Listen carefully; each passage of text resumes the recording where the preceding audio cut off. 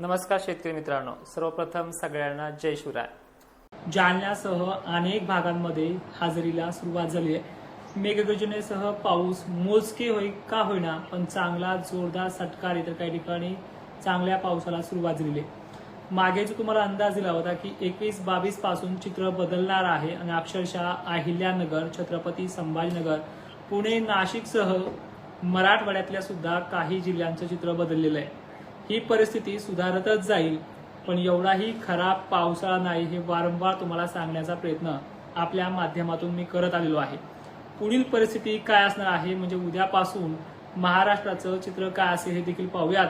पण तत्पूर्वी ह्या 2 दिवसांमध्ये वातावरण कोणत्या भागांना परत चांगला दिलासा देऊ शकतो हे देखील पाहूयात। मित्रांनो, रविवार, सोमवार आणि मंगळवार सुद्धा राज्यात ठिकठिकाणी पाऊस आहे, त्याबद्दल बोलूयात। पण आज शनिवारी सुद्धा अनेक ठिकाणी रात्री पावसाची शक्यता असलेला भाग म्हणजे छत्रपती संभाजीनगर सध्या काही ठिकाणी चालू आहे, आणखीन भाग वाढणार आहेत। अंबड ते पैठण काही ठिकाणी मुसळधार पाऊस होणार आहे, सर्व दूरची व्याप्ती नाहीये। माजलगाव पट्ट्यामध्ये, परभणी, नांदेड पट्ट्यातही ठिकठिकाणी पाऊस होईल, सर्व दूरची व्याप्ती नाहीये।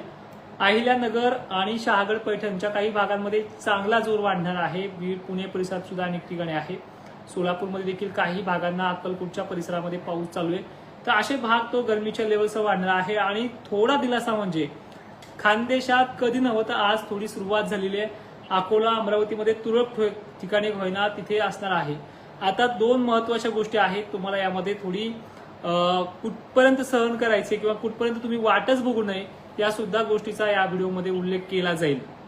ठीक आहे, हे पहा, 25 ते 26 तारखेपर्यंत जालना जिल्ह्यातल्या काही दक्षिणेकडील भागांमध्ये म्हणजे अंबड पट्टे असतील, आष्टी, पिंपळगाव, हे जे काही परतूर पट्टे आहे इथे ठिकठिकाणी होईना सटकारे बिटकारे चालू होतील। बीड जिल्ह्यात चालू होतील, छत्रपती संभाजीनगरमध्ये चालू होतील, नाशिक, पुणे, सांगली, सोलापूर, धाराशिव पट्ट्यामध्ये व्याप्ती कमी आहे पण चालू राहतील। निव्वळ रखरखीत वातावरण नाहीये आणि बखाडी स्वरूप वातावरण नाही, त्यामध्ये लातूरचा समावेश आहे, परभणीचा आहे।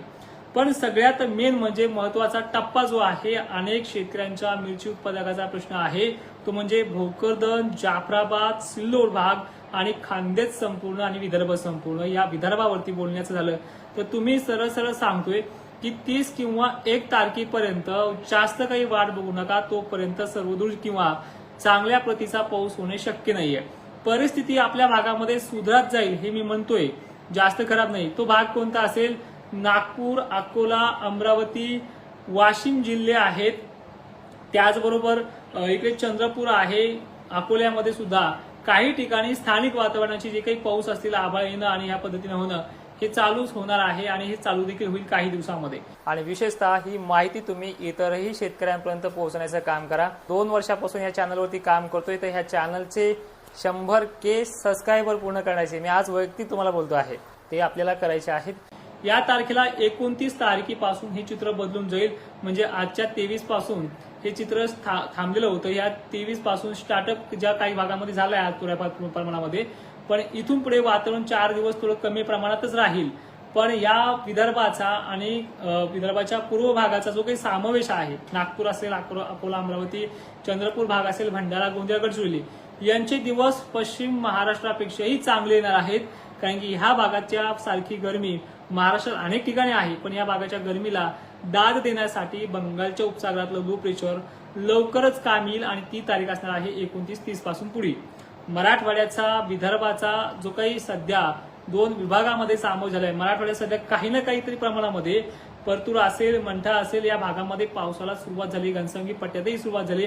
आणखी घनसंगी पट्ट्यामध्ये आणखी चांगला पाऊस होण्याचे चान्सेस देखील आहेत। आणि जो तुम्हाला मागे मी अंदाज दिला होता की 21 पासून हे चित्र बदलणार आहे 25 पर्यंत, ते हळूहळू का होईना 2च दिवसामध्ये 22 आणि 23ला पूर्णपणे पालटलं आहे। आणि दुष्काळासारखा जो काही रखरखीत उन्हाळा होता त्यामध्ये ही चित्र तुम्हाला बदललेलं दिसलं आहे। मित्रांनो, आणखीन एक महत्वाचं सांगतो, ह्या 2 दिवसात नाही दुष्काळाच्या बातम्या जर बदलल्या तर माझं नाव तुम्ही बदलून टाका। बदलणार असं आभाळ निघलं की बातम्या बदलतात, पण ह्या वर्षी तीव्र दुष्काळ नाही हे वारंवार सांगतोय। आता लक्षपूर्वक ऐकायची कंडिशन आहे, ते देखील ऐका। सगळ्यात महत्वाचे अजून एक सांगतो की बऱ्याच शेतकऱ्यांना माझे अंदाज आवडतात, पण ते लाईकच्या माध्यमातून कळतं की 2000 शेतकऱ्यांना ते आवडतात। तर तुम्हाला माझे अंदाज आवडत असतील तर लाईक करा, कारण की बऱ्याच शेतकऱ्यांपर्यंत ते मेसेज पोहोचतो। मालेगाव पट्टा छत्रपती संभाजीनगर कन्नड सिल्लोड मध्येही सुरुवात होईल. भोकरदन जाफराबाद मध्ये सुद्धा काही ठिकाणी होईना पावसाचा वास का होईना येईल, पण अशी चांगले षटकार देखील आज तिथे सुरुवात होईल अशी शक्यता दिसते. अहिल्यानगरची व्याप्ती वाढणार आहे. अंबड पट्टा जालन्याच्या व्याप्तीला रेकॉर्ड वेग व्याप्ती ह्या उन्हाळ्याच्या पावसामध्ये वाढू शकते. त्यामध्ये अंबड परतूर हे भाग देखील आहे, जे सोडलेल्या भागापैकी काही भाग येण्याचा अंदाज आहे. त्यामध्ये हिंगोलीचं जर बघितलं चित्र तर दक्षिण भाग थोडाफार प्रमाणात, पण 29 पासून इथे सुरुवात होईल. आणि हे वातावरण जे सध्या चालू आहे याला कमी तर कमी या वातावरणाचा 26 पर्यंत कार्यरत राहील. म्हणजे आजची 23 असेल, 24, 25, 26 होईना चालू राहील. परिस्थिती पुण्याची ही दिवसेंदिवस सुधरत चालली आणि सुधरतही जाईल. छत्रपती संभाजीनगरची सुधरत जाईल. आता वळतोय पूर्व विदर्भासाठी आणखी सखोल माहिती देण्याकरता.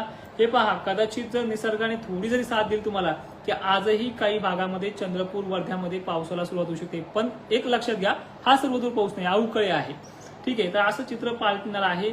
नंदुरबार शहादा या भागात सुद्धा तुरळक ठिकाणी धारा आशा लावणारा जो पाऊस असेल तो इथे सक्रिय होऊ शकतो. आणि थोडीशी सांद जाफराबाद पर्यंत गरमीची लेवल वाऱ्यामुळे जर टिकली दिवस मावता तर 12-1 वाजेपर्यंत आजही तिथे काही ठिकाणी हलक्या सरी कोसळू शकतात.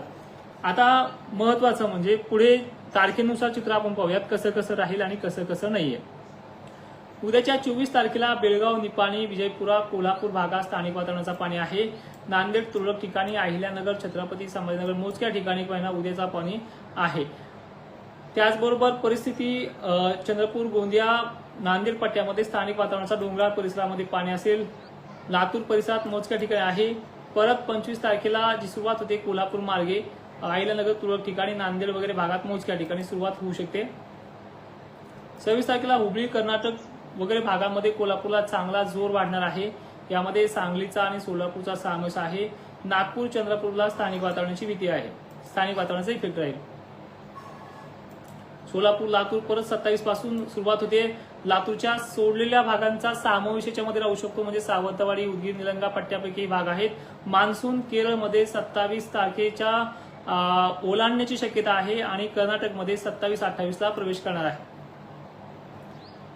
नागपूरचा पहिला पाऊस 28 तारखेला, अमरावती आणि नागपूरचा पहिला अवकाळी जो पाऊस सध्या मराठवाड्यामध्ये चालू आहे तो 28 तारखेला सक्रिय होऊन जाईल. 28 पासून या भागामध्ये दमदार हजेरी सुरू होतील. खानदेशचा याच्यामध्ये समावेश नाहीये. 29 दक्षिण महाराष्ट्र, नागपूर भाग, अकोला, अमरावती शहरामध्ये 29 ला तुरळक प्रमाणात का होईना चांगली सुरुवात होईल. लातूरचा समावेश याच्यामध्ये आहे. 30 तारखेपर्यंत चित्र असंच राहील आणि मान्सून 4 ते 5 जून पासून ह्या अवकाळी नंतर परसणारा मान्सून तिथे येत राहील. आता वळूया तुमच्या मोजक्या कमेंटकडे. वडवणीला सध्या चालू आहे, आणखी काही भाग येणार आहे. परभणीचा देखील काही भाग तो अजून घ्यायच्याच मार्गावरती आहे. गरमीची लेवल पाहता काही ठिकाणी आभाळ सक्रिय आहे. नक्कीच बीडला चालू होते, मुंडेसह तुमच्या भागात देखील चालू आहे. तुम्ही पाहू शकता बीडचा कोणता भाग आहे. बीड शहर परिसर, गेवराईकडील साईड जे आपण म्हणतोय ना उत्तर भाग, असा भाग आहे. वडवणीचा पश्चिम भाग चालू आहे. माजलगाव पट्ट्यातही ठिकठिकाणी चालू आहे. आभाळ खूप आलेले. घनसावंगीमध्ये आभाळ आणि वार खूप आलेले. सध्या आभाळ दिसते, पावसाची शक्यता आहे. हा ढाकेपर राजेगाव पर्यंत मजल मारू शकतो. पण माहिती शेवटपर्यंत पाहणाऱ्या शेतकऱ्यांचे धन्यवाद आणि ही माहिती सर्व शेतकऱ्यांना पाठवण्याचा प्रयत्न करा. जय शिवराय.